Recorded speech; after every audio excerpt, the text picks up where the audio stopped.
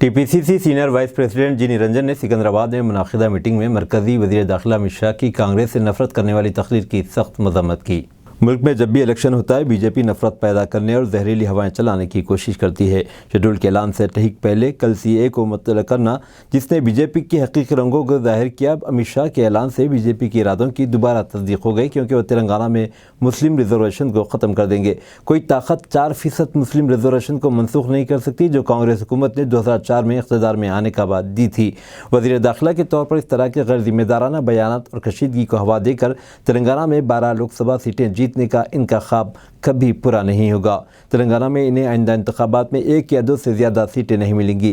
जिस तरह से अमित शाह ने मीटिंग में बात की इससे जाहिर होता है कि बीजेपी और बीआरएस एक हैं। अमित शाह ने इल्ज़ाम लगाया कि कांग्रेस ने 12 लाख करोड़ की बदगुमानी की और तफसीलात की एक लंबी फहरिस्त दी है। बीआरएस पर लाखों करोड़ों की बदगुमानी के इल्ज़ामात आयद करते हुए तफसीलात को जाहिर करने से गुरेज़ां थे।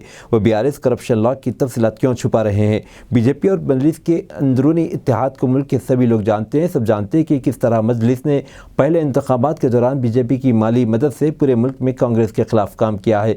बीजेपी अपना वजूद बरकरार रखने और आवाम को मुश्तइल करने के लिए मजलिस जैसी पार्टियों की परवरिश करती है।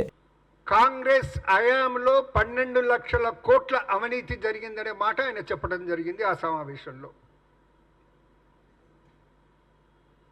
12 లక్షల కోట్ల అవినీతి జరిగిందని చెప్తే ఒక పెద్ద చిట్టాను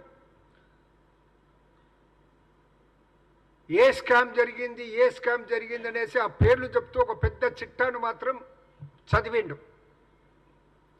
దాంతోపాటు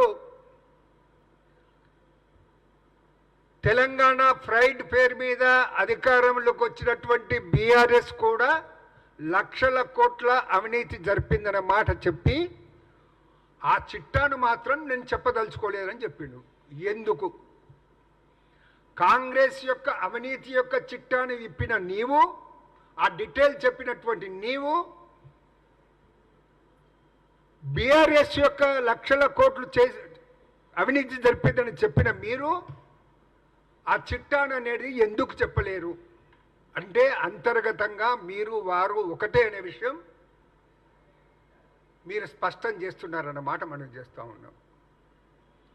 మజ్లిస్ కాంగ్రెస్ ఒకటే అనే మాట మీరు మాట్లాడినారు। మజ్లిస్ అనేది మీ ప్రోద్బలంతోనే దేశంలో ఇతర ప్రాంతాల్లో పోటీ చేయటం జరిగింది। అది జగమెరిగిన సత్యం।